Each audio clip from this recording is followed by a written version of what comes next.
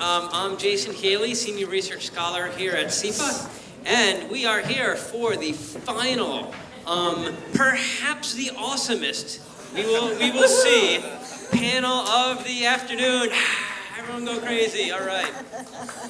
So, you've got the bios of our awesome panelists, so I'm not going to go too much into their backgrounds, but I will a little bit, because we are here to talk today about the overlap of technology risk in cybersecurity, which is something we've touched on in all of the panels today, how that interacts with traditional financial stability, and trying to think more deeply about these areas. And then we're going to layer in how does internet fragmentation, I was going to say fragmentation or plurality, but I don't see Ellie here, so I can get away with fragmentation.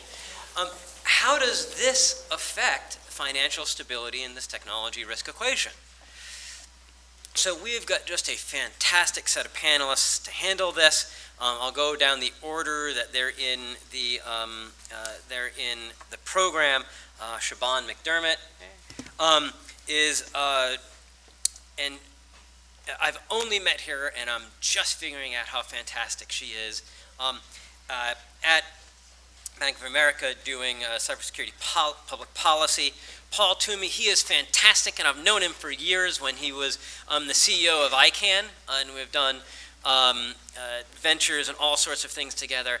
One of my colleagues here at Columbia, Chris Cummings, had been the COO for the New York Fed. Fantastic, and I can't wait to get to know her better here at SIPA.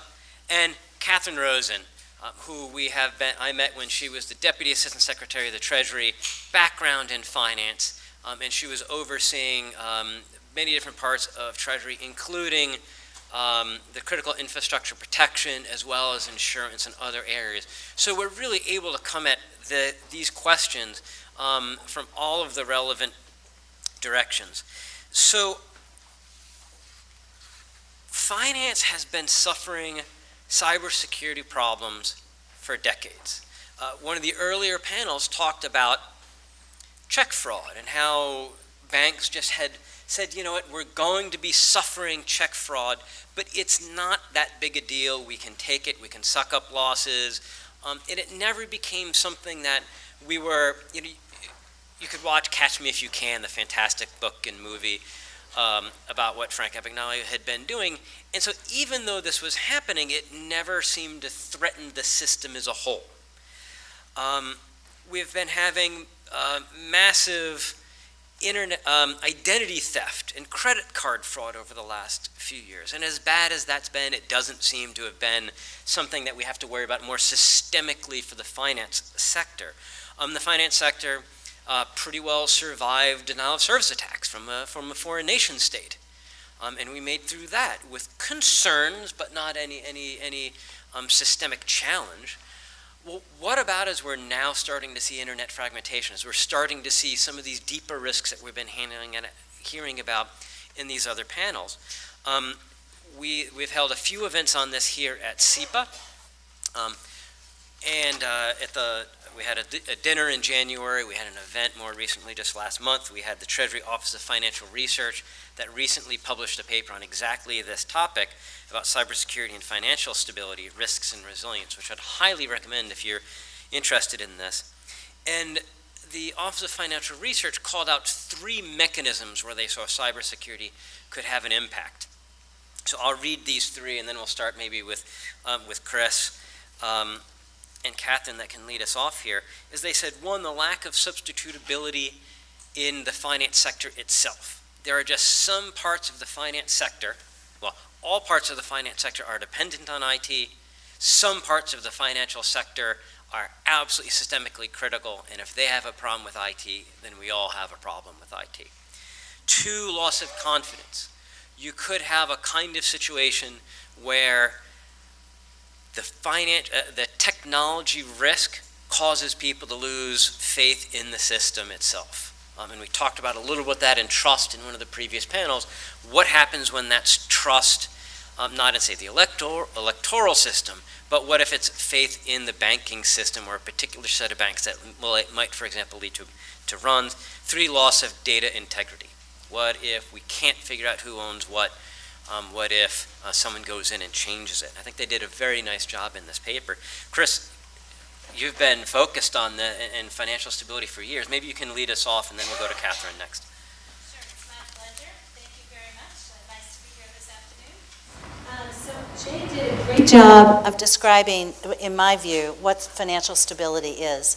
And that is that a bad thing happens and the financial system is able to continue functioning, might be limping a little bit, but functioning, making payments, making credit available, and allowing people to trade their securities.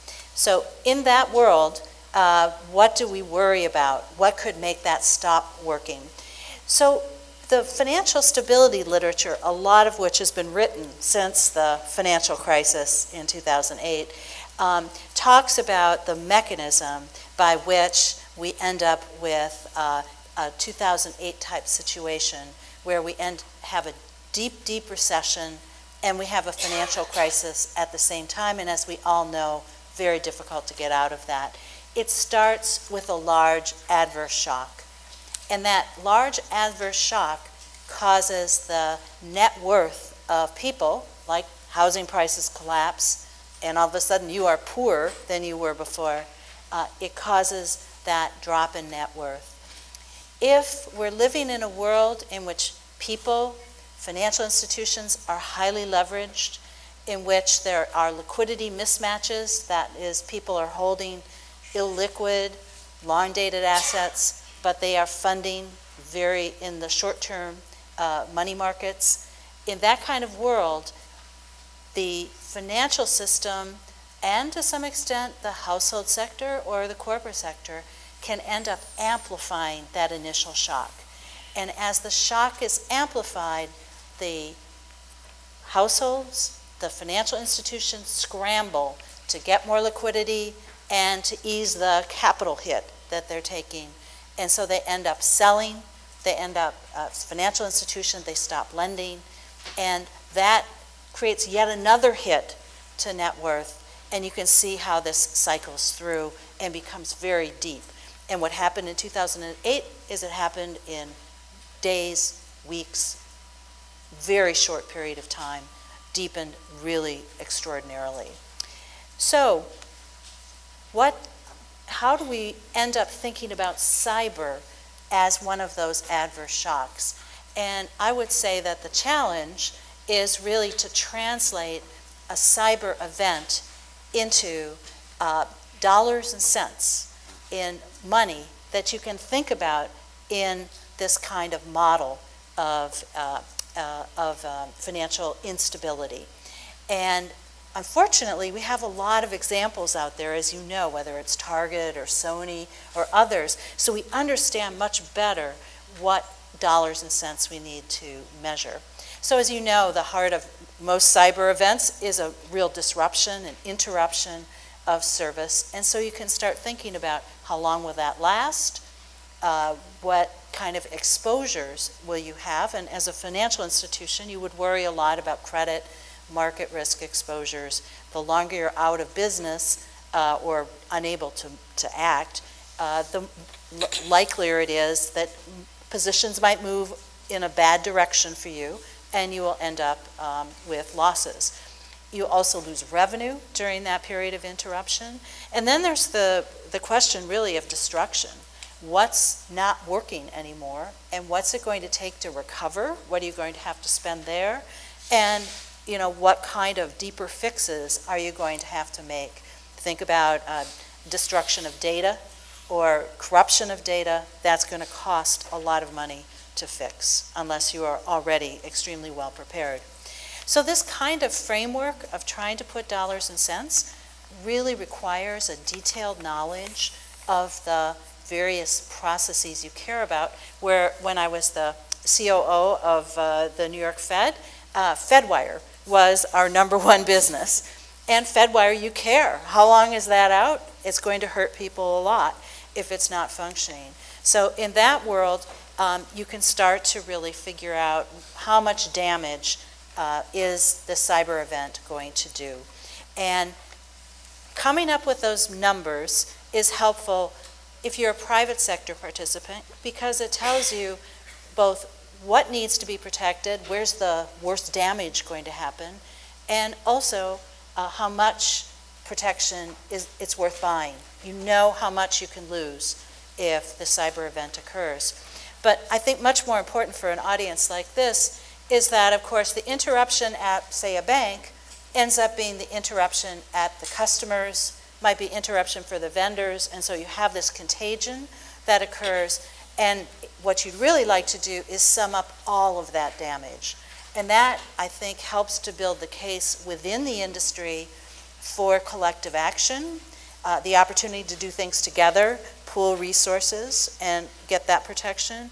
But it also, I think, builds the case for governmental intervention when that's necessary, that is government money, when that's necessary, because, of course, even the most minimalist of proponents of government action, that is, those who are really opposed to an intrusive government, would agree that security, whether it's national security or individual security, really a common good that is the job of government to help provide. So I hope that gives you a good start. Can I push back on one or explore one there on the dollars and cents? Because I think I felt this collective shudder from the cybersecurity professionals, because if you try and put dollars and cents calculations on cybersecurity losses, it's one of the, I mean, you get 2 orders of magnitude, and we've literally been getting 2 orders of magnitude calculations since the Morris worm in 1988. So do you mean like that kind of precise accounting, or do you mean a more VAR, value at risk type model, or do you mean just kind of orders of magnitude to say, man, payment systems are like trillions and that's way more important than? So I think that's a tough question to answer. We're talking estimates, of course, to start out with. So super precision, not possible. But I do think that there is a lot of work that's been done, for example, in understanding exposure and risk. If you are running a payment system, for example, there's an exposure there when you can't make payments. If you're running security settlement, another important financial activity that doesn't get a lot of attention and has that lack of substitutability you were talking about before, there's a place where you can measure what the risk is in there. How many days you're going to be out, for example, translates into X number of days times the amount of risk that is daily risk that's normally in those markets. And I think that thinking about that also gets you thinking about, what if this happens at a really bad time? Or what if this is so severe that it actually causes more volatility in the markets, more asset price declines, more loss of confidence in the economy, and start to figure out, maybe justify some of those huge range of estimates, that there's really a worst case scenario, and there are better cases that end up with less losses. I think revenues, I think the stress testing methodologies that the bank regulators have developed actually have a lot to recommend. They have to be rejiggered for this kind of work, but thinking about how much revenue would you lose in a tough situation is something now that banks have done a fair amount of. And so again, these are always estimates, but I think sizing the breadbox really helps in terms of understanding just how severe the problem could be, and again, trying to figure out how much resources to use to protect against it. And this is one of the things that came out from the conversations that we've been having, is some of the scenarios and how is this different.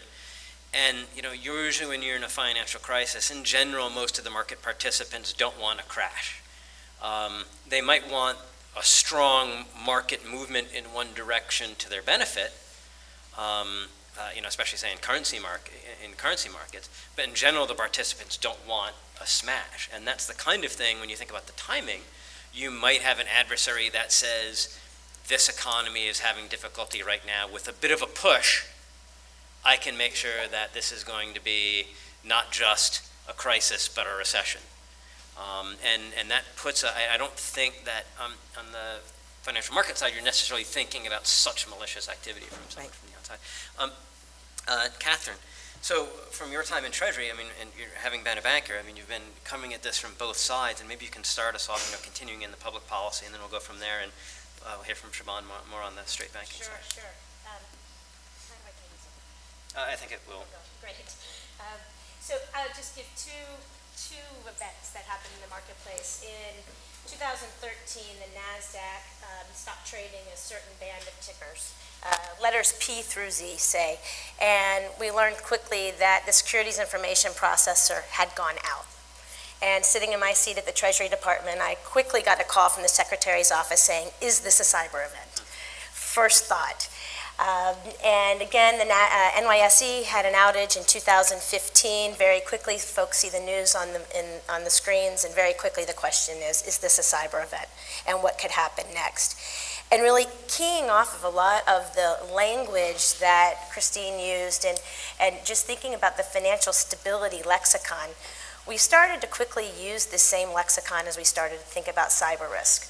Whether that was systemic risk. Is there a systemic risk here in a cyber event? We obviously recovered from the NASDAQ SIP outage, and let me tell you what the SIP is actually. That's the system that takes trades and quotations and actually gives you real-time information on where the market's trading. If that's out, you don't know actually how stocks are trading. And so you start to have these conversations about a SIP outage, that node being very important. Where's the transmission channel for risk? Where is the contagion for risk? Will we be able to recover? Will we be able to resolve issues? And you can almost do a mapping of language between the financial stability community and how this cyber risk dialogue can evolve in the financial services sector. But the analysis is a bit different. We can talk about, and Chris alluded to, aggregation of risks in lending books, in credit, aggregations of risk in other parts of the market, these shocks that come on. And when you start to think about how do you look at transmission channels in cyberspace as it relates to financial services, you very quickly have to look at processes flows. How does the market actually operate? And we have an incredibly fragmented market, and we'll talk about internet fragmentation and how it fits in here. But the financial services market itself is incredibly fragmented. You really start to wonder what, I call it the subterranean view of the marketplace. What is the real plumbing? How does the plumbing actually work such that you could have some sort of cyber event? And when you start thinking about the plumbing, you really quickly have to get to understanding how all of the processes, how all of these pieces fit together. So a SIP outage actually becomes important because it's the communication device for the marketplace. So we embarked on a project at the Treasury Department where we started mapping the plumbing of the markets. And you learn quickly that there is no like plumbing.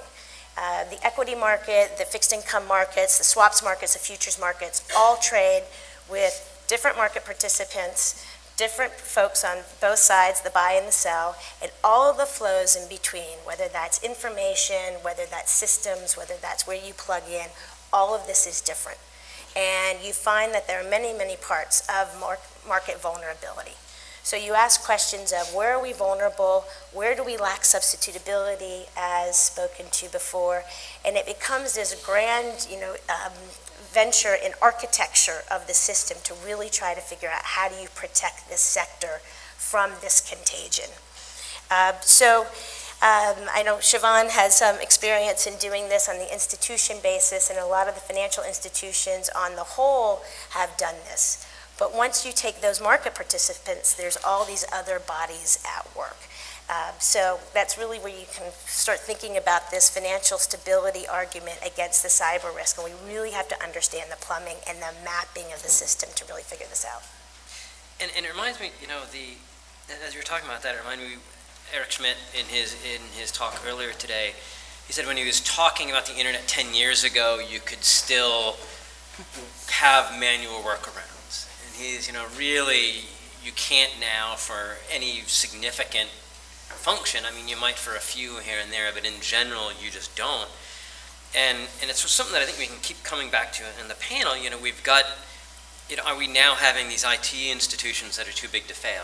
These systemically important networking or IT institutions, and the concentration risk that now does the finance sector have this concentration risk in the IT sector, or and if so, then how might we think about that?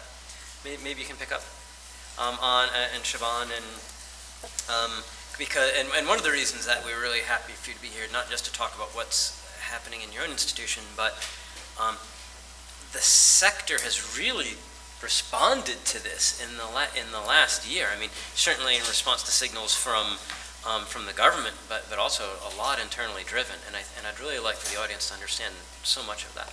Sure, thanks. Thank you so much for having me. One of the things that we did in response to an executive order that designated several of the big banks as critical infrastructure is our CEO and the CEO of JP Morgan Chase got together and said, let's do something about this. If you guys are going to designate us as this, and you know, we're going to bear that label of being critical infrastructure in the financial sector, what can we do to, you know, see and help and get everybody together? And they stood up in October of last year the Financial Systemic Analysis and Resiliency Center, otherwise known as FSARC. And FSARC started with the 8 founding members of that institution. It sits under the FSISAC, and those are pretty much the 8 large banks in the United States. And what it's designed to do is look specifically at systemic risk and looking at, you know, not if just one of us fails, but what happens if, say, 6 of us fail simultaneously on the basis of a cyber attack? What happens then? How do we get trapped liquidity out of the market? How do we continue to get people access to their money? Because in today's day and age with, you know, all the social media, the minute a customer can't access their money, it's lit up all over. Chris mentioned a lot of the issues around the costs of you know, not being able to process. There's a brand cost that's a huge, huge cost here. There's a loss of customer. There's a loss of confidence in your institution. And basically, a lot of this was designed to try and help avoid that. The FSARC also works with several government entities to improve information sharing and looking at how do we share information not only amongst ourselves, but with the government on both a classified and an unclassified level.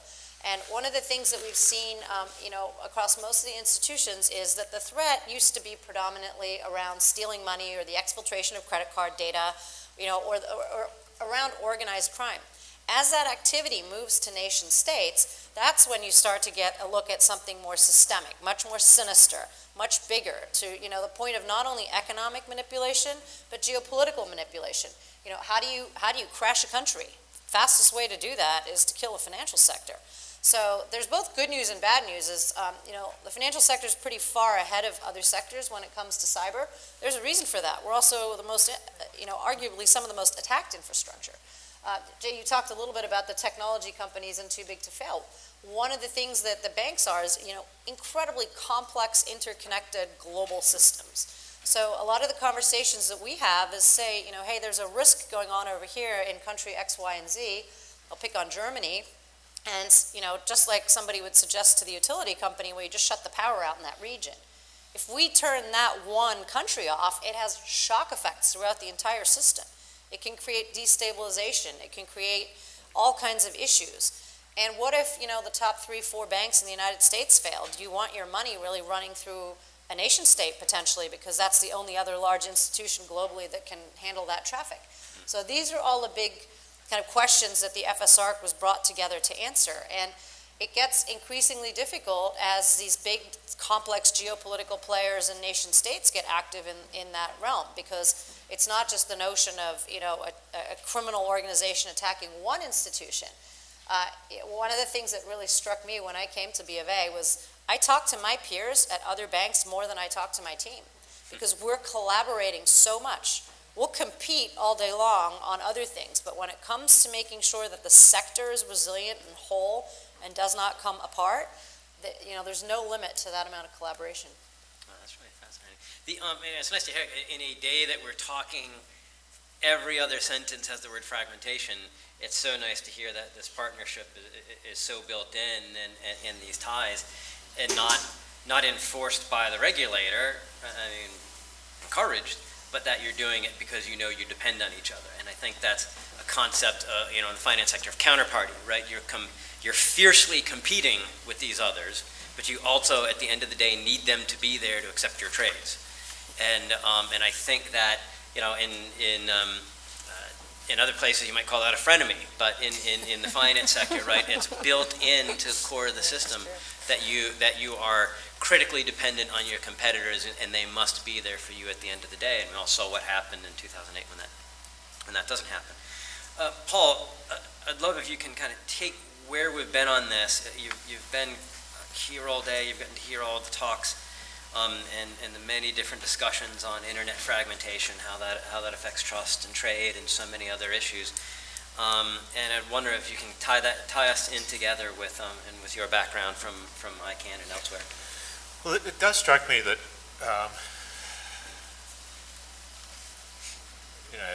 for 2,500, 3,000 years, the most thing that connected us was coins and money and that sort of stuff, right? And yet, in some respects, this is an outsider. The financial services sector, at least in my lifetime, has been a particularly isolated environment. Not in the sense of the way it interacts with the economy, but the way in which it interacts with other silos of policy or particularly of policy and regulation. Central bankers sit in very comfortable rooms. They have these very quiet conversations. They say almost nothing over their cup of tea. And you have some interaction. I've been a regulator, I've been a government person, various things, and you very rarely hear from them. And it was just striking as you were speaking that the real financial services sector actually has really real points of concentration, which make it, I think, quite vulnerable. You've got New York around parts of the functions. You've got Switzerland. You've got the bank. You've got the insurance stuff in London and Bermuda. That's why we're in Charlotte. You've got all these areas of concentration, and one of the things that worries me quite a lot, coming from the previous session, is if we advertently or inadvertently end up in real cyber warfare. If we do actually end up in nation-state conflict, we're going to end up in, and people do actually use logic bombs inside the electricity grids, and this actually happens, right? We'll be back at the end of the Bronze Age in ways that we've not thought about. Because I don't know that the financial services sector, the banking sector, can last 3 months, 5 months with electricity. And none of us have gold in our back pockets anymore. It's not the end of the 30 Years' War. I can't go and sort of dig up the pile from the garden and say I've got my cash. It's all electronic now. And so the thing that strikes me is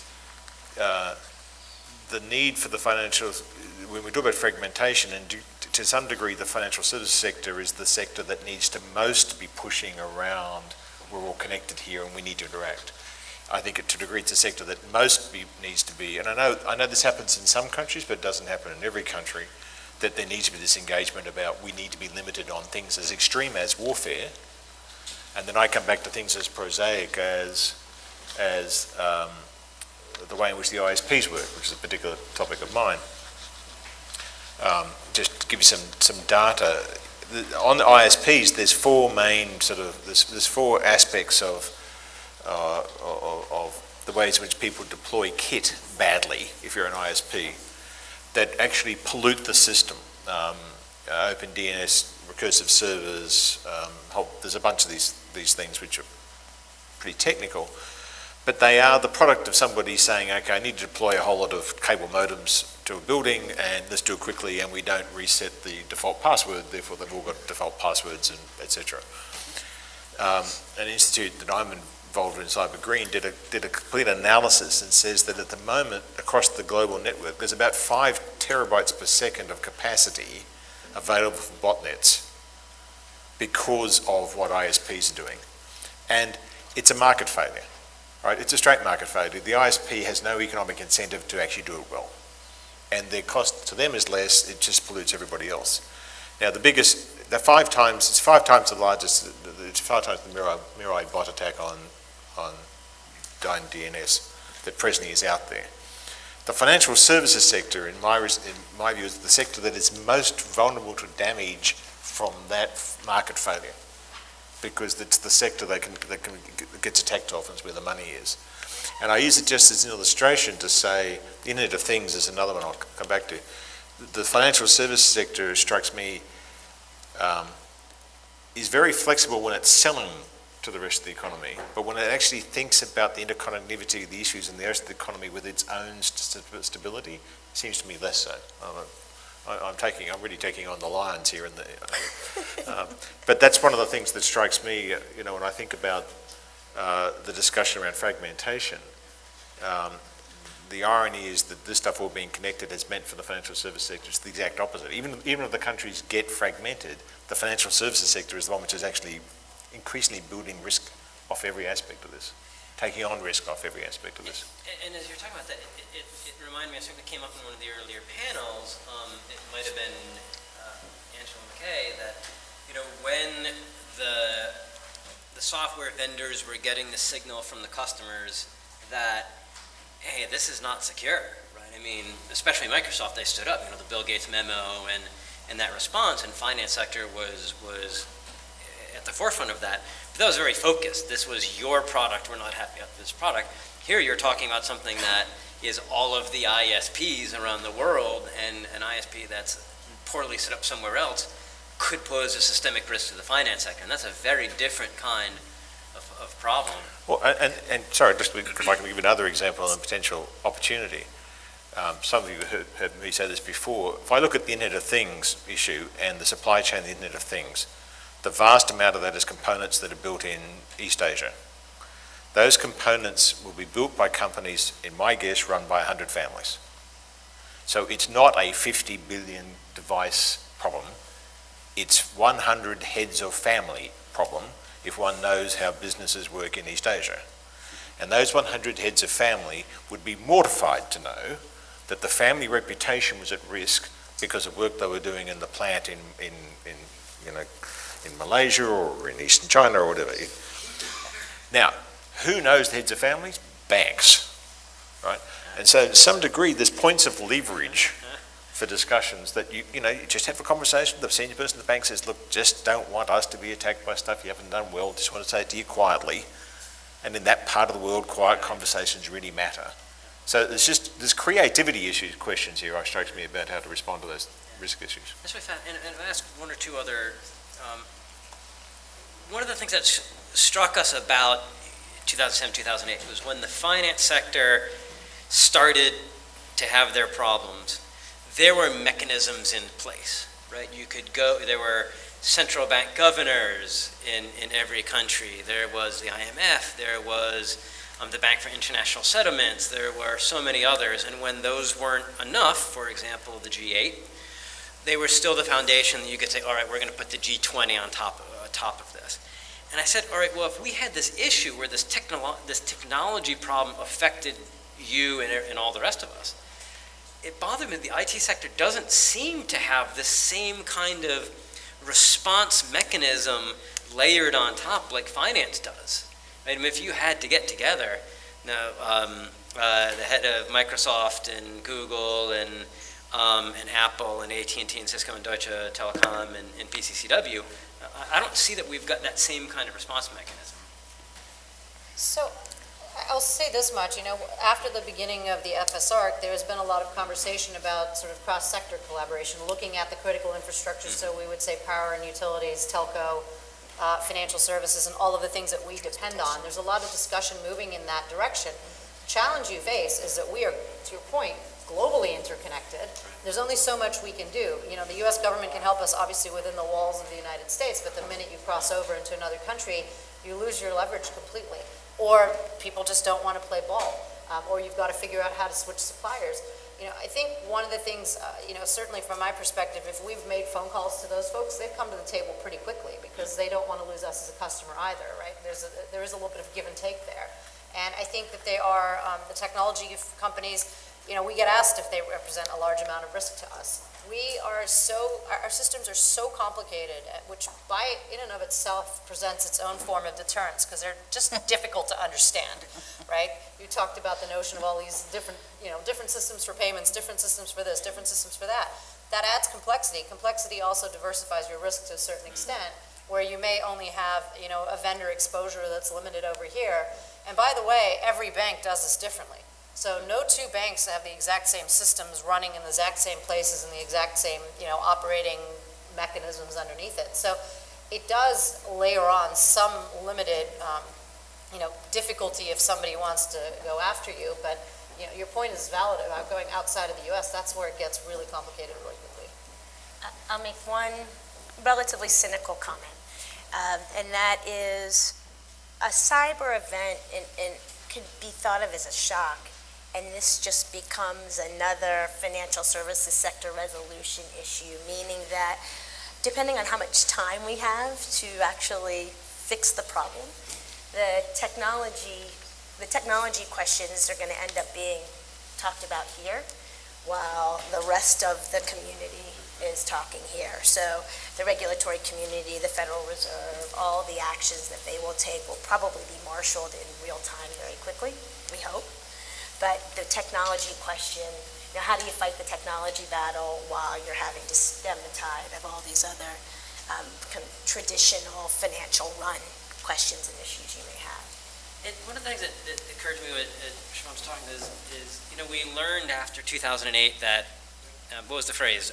Banks live globally but die nationally, right? I mean, these banks are big global banks, but when it came down to it, they had one headquarters in one country, and the interests of those countries on that bank's assets and how it died and who was going to get their slice of that.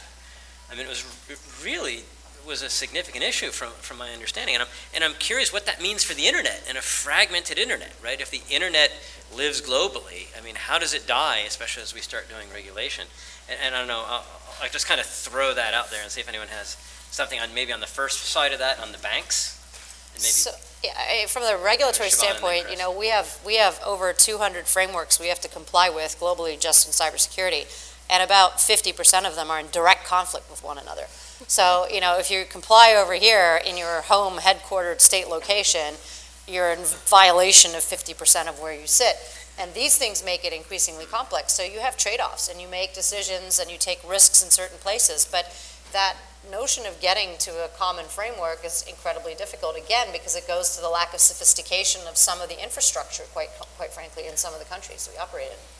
I was going to say that there's still, I think, an inability to fully conceive of what a real bank is today. And that is, it is a set of networks. You operate through those networks. They're tech firms. And there just aren't, they are tech firms in the extreme. There really isn't the kind of collaboration that there needs to be between the kind of people who do analysis of banks and the kind of people who do analysis of these physical networks. Because what we're really talking about, and again, that goes back to Katheryn's mapping exercise, is the interaction of those things together. And so I would really encourage more research that involves people both from the technology side as well as economists and analysts of various sorts. And more well-funded research, wink, wink. And especially on that point, when I'm talking with bank executives, I say, look, this is your investment technology, your information technology is the longest bet you've ever made. Like, this is the longest position in financial terms, right? This is you buying a whole lot of something that's put your entire franchise at risk. And your hedge is some spending on information security, some spending on business continuity, some spending on crisis management, some spending on resilience. You would never take this kind of position in any other place. You would say this is too risky with this little head. But this is exactly what almost every bank has done, is take this incredibly risky position that puts the entire franchise at risk. I'll do one more question, then we'll start, we'll go to the audience here. FinTech. I'm really curious, as we start looking at these new financial technologies that are coming out, right? We heard from PayPal today, we had Alibaba. All sorts of new ways to do consumer lending, small and medium-sized enterprise lending, self-funding, alternate payment mechanisms. Can we say overall if these are going to have a stabilizing impact? Are they going to have a destabilizing impact? It is just too early to tell, or it's just too complex. I'll throw out one general comment, and it's just in terms of how do you get to these entities from a rules of the road? I think was mentioned in the last panel. this self-regulatory mechanism, or how do you have folks actually come in line with the governance? The only way to get to these entities right now is, from a regulatory standpoint, is through third-party regulation. So you actually have the financial institution that's plugging into the FinTech platform, reaching to them to say, we need you to have the following governance in terms of cybersecurity and cyber hygiene. So I'll defer to those in actually Siobhan, who's working with these companies, but it's a very interesting question on how do you make sure that they actually have the hygiene to participate in this marketplace when it is as interconnected as it is. I would say, we treat them like third parties, and we work with them very closely, because obviously we want to be able to invest in those kinds of companies. We want to help grow them. We want to be part of that evolution. It is a very nascent industry. In some cases, they are very small companies that aren't necessarily thinking, to your point about cyber, as even part of the equation just yet. And in some cases, they're big players. And those big players, we may already have an established third-party relationship with. At that point, it becomes a lot easier to be able to interact with them. But when you're talking about the young startup firms, the challenge is obviously to ensure that they have exactly the same kind of requirements that any third or fourth party we work with would have. And they have to comply with that in order to be able to plug into our network. And I think that's universal across all the banks.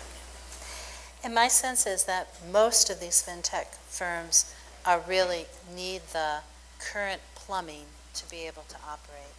They need access to people's accounts. They need to be able to send payments through the ordinary system that we have today. Again, I think it stresses the work that Katheryn has been involved in, how important it is to really understand that, and also what the barrier to entry is. If you want to create a whole new payment system that doesn't touch the clearinghouse or the Federal Reserve here in the U.S., that is a pretty heavy lift in terms of connecting with all the points that you want to be able to make payments with.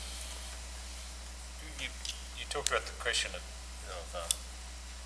fragmentation. I do think fintech is a force of fragmentation, but probably not in a way in which it's popularly seen in the United States. It was interesting to watch in the last 5 years. I spent a lot of time in China, watched the government come out with a set of policies around its internet regime. And one of the things it particularly promoted was the use of internet in financial services.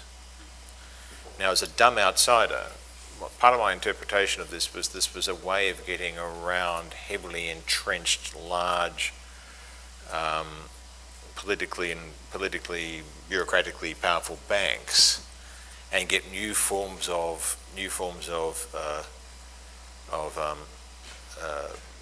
financial services and what have you out into, especially away from the big cities, etc., etc. And so, central government using fintech as a policy is potentially a form of fragmentation. I mean, in some countries you may well see that it'll be pushed as a way of actually breaking up the existing cartels or whatever. So. Yeah, and I'm not sure if I necessarily feel better that the fintechs need the existing, for example, payment systems, because just like we were seeing when, for example, I guess video started being covered on networks, right? They just weren't really covered for streaming, and it's taken the networks a long time to deal with this wave of bandwidth that hit them, and it just now we've expanded the number of places from where a shock might, from that spark might hit the dry grass. So there are reasons for us to make that feel better and maybe not so much better. Well, to the point where you're mapping, right? So you've got all these points and you figured out all this interconnectivity, and now you just have a whole other set of layers of interconnectivity you've just added that creates more weakness in the system. Great. Okay, so I've actually got lots more questions, but we really want to hear the ones that you have. So if you want to come up to the microphone, and right over there. And the sound folks did let us know that the Microsoft cuts off if you speak more than 15 seconds. So I would just keep that in mind. So please make your way up. In the meantime, the payment systems. So when I led off with this, I talked about credit card fraud and these other issues that have been that have hit banks over time. And the one I didn't mention was Bangladesh. and SWIFT. And maybe someone can, and I know FSARC has been looking at payment systems, and I don't know who's been maybe paying the most attention to SWIFT and the Bangladesh incident. I'm all for taking questions from the audience. I haven't seen any. I don't think they are. So at least from what we've been reading from the news, it looks like maybe a nation state had gotten in to SWIFT. Am I missing cues? Sorry, social no. cues here? No. No. And did not compromise SWIFT, but was able to compromise one of the banks using SWIFT and was able to steal a fair amount of money from that. And when we start looking at, when we've had these conversations, two of the things that most came up again was keeping the public trust so we don't have a run on banks and payment systems. When we start thinking about what's really kind of core and critical in this. And so I was really happy to hear payment systems come up a couple of times here. Is there anything else that we might add to that, to some color and how we're thinking about payment systems and how might we might further protect them, because they are the plumbing that I don't think people understand exactly how important the payment systems are. Yeah, so you mentioned the FSARC is taking this on. They are. It is a work stream looking at the wholesale payments process, and we're looking at it from the context of both a cyber attack and a non-cyber attack. The non-cyber attack being, somebody just did something dumb somewhere and stuff shuts down and we've got to turn it off, pull the circuit breaker. And then how do you determine when a bank that is stricken can come back online and become, get back into the system as a trading partner? And then there's the cyber attack version, which is the doomsday scenario that everybody goes out. And so we've got 6 banks down. How do we then continue to move money and move it around the world, and where would we likely fail over to, if you would? So which global financial institutions could pick up some of that slack if the U.S. financial institutions came down? So that's what we're looking at, and that's the initial project. There's 15 other systems just like payment systems that are probably equivalently critical that could be under the same kind of auspices. But there's also the notion of at what point does somebody call a bank holiday and say we've just got to shut everything down because it's so bad, or if it's a cyber attack from a nation state that's going to cause the system to be down for multiple days, and how do you recover from that? These are all the kinds of scenarios we're thinking through. We're testing. We've got government partners involved. We've got the banks involved. We actually have additional non-FSARC members involved in this. So to your point about the clearinghouses and other folks that are in the loop around wholesale payments, and we're creating the scenario, stress testing it, and doing a tabletop exercise against that and learning from that. So much of the conversation has been U.S.-ish, I mean, mostly U.S. here, but your global responsibility, as you've largely been talking. Yeah, so one of the other things is, as we've built out FSARC, we've seen a lot of international interest in that type of an event. So in the UK, they're building something similar. In Singapore, in the EU, we're starting to see interest from Japan. And the idea is being that they want to set up something similar to FSARC for their critical infrastructure, financial services sectors, and then find a way to plug in. So how can, if the Bank of England, the regulator there, sets up an FSARC with the major banks over there, how can they plug back into the US FSARC? How can we share information? That's when it gets very messy very quickly, because obviously with our close allies, that's a whole lot easier than with others, right? So how do you maintain that connectivity and contact? So we are starting to look at those big international problems, and that goes again to the point of the mapping that you were talking about that Treasury's done. How do we help broaden that across the entire system and do effectively a global map, right? And hide that in a vault somewhere, because if anybody ever got it, then, that's how you take the system down. But that's effectively, that's what you need to figure out, because until you have these international points connected, there's still a single point of failure by a foreign bank or a foreign entity that comes onto the system and crashes it. And we'll go to Katheryn here in a second, but I bet if you look at those maps, you don't see a lot of border. I mean, you can see concentrations that are particular cities of financial markets. And it's interesting you said that country, this other country is thinking of that their own FSR. It's going to be the same banks, right? We're only talking about 30 of the same banks in general globally. And so it's interesting that because of the national border, because of the financial fragmentation, of a national regulator, that we're having these separate organizations that are really talking about the same things with the same maps, the same functions. And maybe one local bank as opposed to all the other international big banks. Right. I was just going to add that I think the public-private partnership element here cannot be overemphasized in the sense that this notion of mapping and this notion of where are the boundaries of the map, you mentioned, where are the boundaries of the map, and there has been work done with the Bank of England and UK government in terms of stress testing in cyber, in terms of scenario analysis, in terms of gaming. All of these exercises that folks are doing in the financial services industry and with the government are, I think, imperative. The other thing is funding. I would love to see, Katheryn Rosen's great dream is to have a fund that's funded mostly by the government, but in part by the industry, that comes together and creates this great map. Payment systems, each of our individual marketplaces, of course in a vault, but really for the benefit of the industry to be able to protect itself. Because the interconnectivity is so vast in the financial services sector, we alluded to it, it's not only institution by institution that's interconnected, but the interdependencies across sectors is, I think, unique. You've alluded to it, Paul. I mean, you have the ISPs, you have energy, transportation. I mean, we learned in the physical crises like Hurricane Sandy that if you can't get money in ATM machines, folks can't get their money out of their ATM machines. I mean, things just as retail as that, as day-to-day commerce, because if the energy's gone, we're not doing credit cards, and if you can't get your cash out of the ATM machine because the transportation system is down, we have a breakdown right there, and that's a civil society breakdown, very quickly. And Paul, Chris, and again, if folks have questions, please start making your way towards the mics. Right, it's up here in the front. The question, Chris and Paul, one of the things that really strikes me is that we've got a lot of critical infrastructures. Only two are really global, are really interconnected. And that's the internet and finance, right? I mean, yeah, you could say transportation because, the ships sail, but not in the same way that you can have the cascading failures that you had talked about. So I'm really curious if you two can start us off. Are there any lessons that you see from finance, from lessons of how finance is dealt with this that we might take on as we're looking at internet fragmentation and resilience, or vice versa? And then we'll go to Aaron.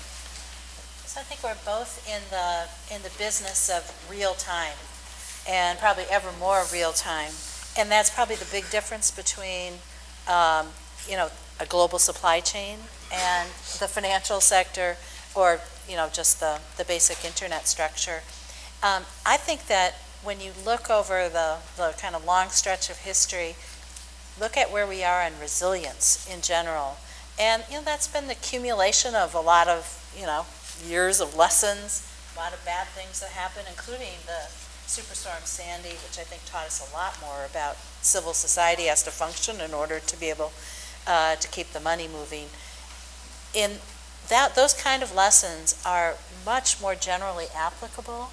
And second, they really don't differ a lot from country to country. So if there is a FSARC in the UK or in Germany or in Europe in general, the learning that goes on here and the learning that goes on there, I think really builds a template for how you want to handle problems, cyber problems. And so again, the stress really needs to be on thinking through the bad scenarios, working through them, figuring out what really could go wrong, what's the worst case scenario, what's a better case scenario. I think there's a lot. I'm very sympathetic with Katheryn's point, which is we do need some governmental support in order to spend the kind of resources that are necessary to really dig into this. Paul, any additional color? Well, the thing that struck me about there seems to be, from what people have said, there's some similarities between the two systems. One is around this issue of security through biological diversity. Well, diversity that happens, you then later say it was biological, right? Because makes you sound smarter. The root server operators run different systems owned by different people, different financial systems, and have withstood a lot of attack. We're losing that in the internet as the larger we scale down at the ISP, which brings me to my point about that we're having a scaling problem around some market failures about deployment things, because that's when it starts becoming vanilla. Now I'm going to deploy the same vanilla thing to 300,000 people who are getting a fibre connection, and now I have a problem. The other observation I would make, and I'm wondering whether this is true also in the financial services sector, it's a personal observation. I left ICANN, formed a cybersecurity consulting firm, went into a lot of cybersecurity consulting, and the thing that struck me and went inside the Fortune 1000 was that they're all the same. When the dynamic inside the company was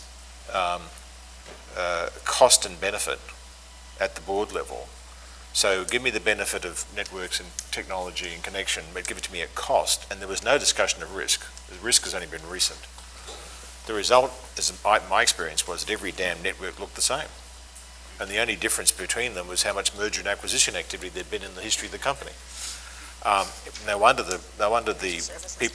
people who are attacking it find it so simple. You learn one company, you can basically learn the next 50. And I'm wondering whether the banks are not the same. You know, you said there's a lot of complexity, but I'm wondering, is there a similar sort of... Yeah, well, I mean, I'm a recovering consultant as well, and I spent 18 months going into boards of about 150 Fortune 500 companies, and to your point, when the discussion becomes about risk and the diversification of risk and cyber in the context of business risk, it changes.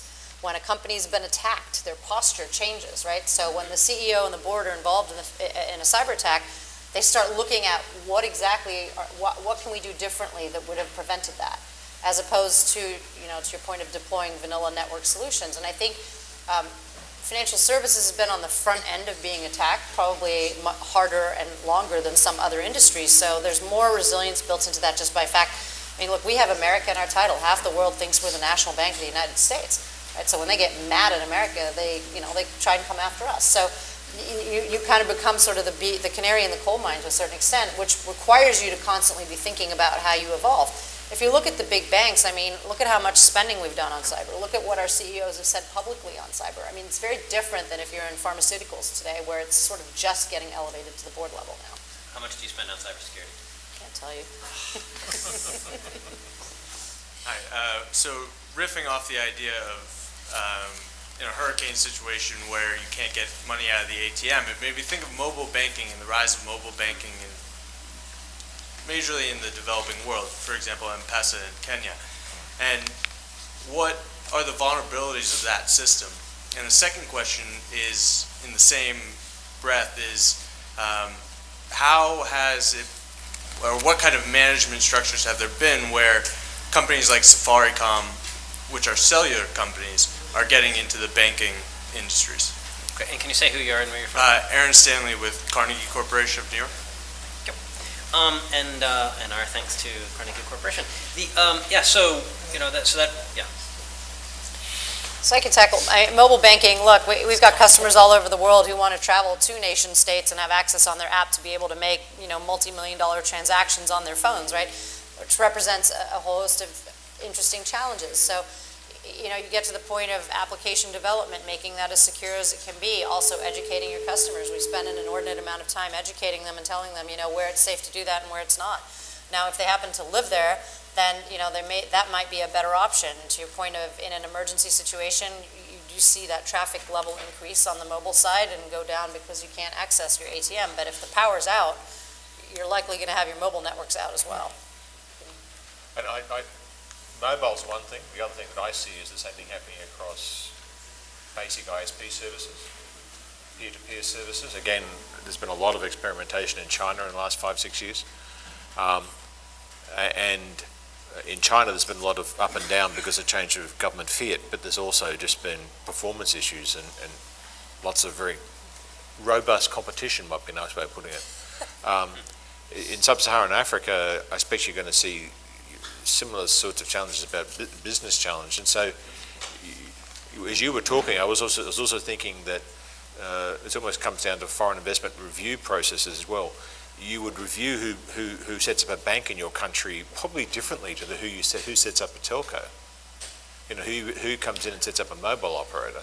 And the history in sub-Saharan Africa, of course, is people did not invest in single countries, right? If I was investing in mobile operations, I invested across a series of countries to minimise my sovereign risk.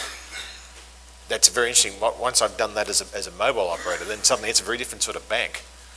Now it's a cross-border bank almost immediately, cross-border retail bank immediately. So it's a really good set of questions, and I'm not sure it's that well explored You can outside. imagine it being the final nail in the coffin for cash, right? If we have one of these situations where access to cash is the main issue, you can imagine PayPal's and other online payment systems, Bitcoins and other methods of payment really taking off, especially if you can still clear and settle on the back end and you can still get your mobiles to work. That's key. So big, If important. they have access. Sir. Hi, Luke McNamara, FireEye. I want to go back to kind of the beginning of this question, looking at nation-state threats in particular to the financial sector. And it was discussed how targeting the financial sector is a great way to affect an economy. But kind of flipping this idea of fragmentation on its head, do you see any benefit in the globalization of the financial sector to where, except for maybe a couple particular nation states, everyone's integrated in the global economy? So there's a potential blowback risk for sovereign wealth funds and big institutional investors who are invested in the U.S. or other economies. Is there any sort of protection that comes from that? Well, I think from the standpoint of, as you get more of these sort of entities combined and you get the sector as a whole across borders working together, you do minimize a certain element of risk, because those conversations aren't happening today. Countries are still operating, pretty individually. And as you get more countries together to like an FSR type of model where you've got information sharing and you're sharing indicators of compromise, you're sharing all of these stuff that isn't necessarily being shared today, it does provide a certain element of stability for the sector, because you can start seeing, how these nation-state threat actors evolve or move across different geographies, because we certainly see that too. They'll start here, and when that gets too hard, they keep going, or they'll start going from the banks down into their third parties and find the weakest link in the system. So, yeah, I'm not sure if that answers the other part of your question. But. Yes, it did. Yes, Sorry. please. I am aware of conversations at central bank level in smaller countries which are getting increasingly alarmed about what they call the weaponization of the financial services sector. Their primary hate figure is the Attorney General of New York, followed by the US Treasury, and that is the process of using sanctions in New York against banks, which cascades throughout the system. Those discussions are not in West Africa, but to give you West African examples, West African banks not being able to find counterparties for commercial transactions because European banks won't touch the counterparties because they don't want to lose their license in New York and they can't guarantee know your customer issues. In those discussions about that risk, the question starts to raise, will there be a nation state or other major actor who will decide that the asymmetry capability is just too sweet to ignore, and decide that if you're going to weaponize everything, the United States, then you've weaponized everything, and I'm going to now decide it's quite valid to launch major attack against your financial services sector. This was one reason why I was It's a real conversation going on amongst some central banks. Into the norms discussion about, there's discussion going on at the G20 level about norms, cyber norms against financial service, or with financial services in peacetime and in wartime, and the agreement to not attack each other, right, across at least those countries, which gets you to that point again of getting collaboration across those countries. Tim Moore with County Gain Dartmouth's done great work on that. And it was one of the reasons that I was such a fan of the U.S. cutting loose, removing the last, because I just had a nightmare scenario, and I know it wasn't very likely that Congress would wake up someday and say, why is a U.S. a company or an organization ICANN that is tied to the U.S. Department of Commerce allowing network traffic to travel to Iran and North Korea because they've got country codes, so let's take them out of the route. To some congressmen, I can imagine that making sense, and I'm still afraid that might make sense. Luke, where did you go to school? Columbia SIPA. If you're a Columbia SIPA student in the room or recent, please raise up your hand. Fantastic students. They're learning digital in all of the stuff that they do. They're learning computer security. They can write. They can think. Hands up again one more time. If you haven't talked to them yet, please go talk to them. Better yet, go ahead and hire them. Okay, Melody, final question. So, Melody Chen from the World Economic Forum. My question is, as you discuss some of these fintech phenomenon, and as we've seen the statistic that fintech has grown exponentially, I think the statistic is from 2010 to 16, there's more than $4 billion. And they obviously have some of the things you mentioned about P2P lending, wire transfer, crowdfunding, and I was wondering, with these growth, some of them are contributed to the regulatory, lack of regulatory framework, and across the different geographical region. What are your views considering the financial market? How this is going to evolve, and how should, thinking the big picture, who are the stakeholders they should think further through, and what are the action that they should take upon, maybe for further action? Yep, and maybe Chris or Katheryn, if you have I'll say something. Some of the use of fintech is really to fill gaps that exist in our legacy payment systems and in other systems, credit card system, et cetera, and customers who aren't well served by what is available there. And I think the banking industry is working together on, real-time retail payments, for example, that would fit some of the P2P type needs that are not met by today's system, or are sort of met with in a complicated way by some of the individual banks. So that's where I would start. I think there's a lot of change. The problem with legacy systems is that they are difficult, and expensive to change, and yet I think there's a real consensus in the U.S. that those things need to be changed, and we need to make payments more convenient for people. There may be other things, like being totally anonymous and nobody can trace what you're doing, that are not going to be well served by the systems that we have today. But I'd sort of ask, why do you feel that way? Why do you want to do that? Yeah, I was in Toronto last week, and I was just fascinated to hear the conversations that the central bank was looking at the CAD coin, or CAD, a distributed ledger coin tied to the Canadian dollar and issued by the central bank, and it's just fascinating to hear these new things that are coming out. Any closing comments, and maybe Katheryn, any final thoughts? You can't leave Daniel hanging. Oh yeah, okay. For Daniel. Thank you, Daniel Schnock, also at SIPA. Just a quick question. Last week, Wednesday, for 7 minutes, major traffic to Visa, MasterCard, and other networks was rerouted through a Russian telecommunications provider as an accident, supposedly. How do you deal with actors on a regulatory and interbanking level? We heard that inside the US it works, but what are you doing when you talk with other banks, with other people in other countries? How do you address that? Do you trust them? How do you deal with trust issues between banks in different states that might have different levels or different intentions on this one? That's a great question, and it comes back down to sometimes it's easier than other times.